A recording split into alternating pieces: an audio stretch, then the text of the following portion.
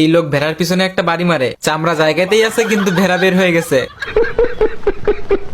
ভাই এইটা মুরগি না অন্য কিছু? আমার সাদা মনে প্রশ্ন, এই মুরগি টয়লেট করে কয়বার?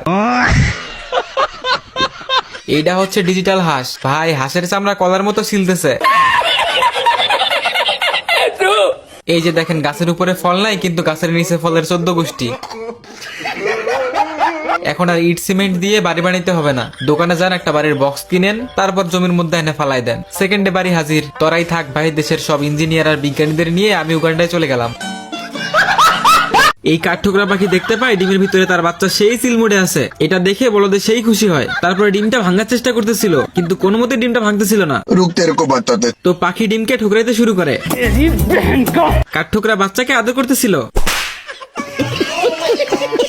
মেন কথা হইতেছে এই পিচ্চির অনেক ক্ষুধা পাইছে, আর ক্ষুধা পাইলে এই পিচ্চির মাথা ঠিক থাকে না। তো কাঠঠোকরা পিচ্চির জন্য খাবার নিয়ে আসে। ভাই এই পিচ্চি খাবার তো খাইছি, সাথে চামচও খাই ফেলছে।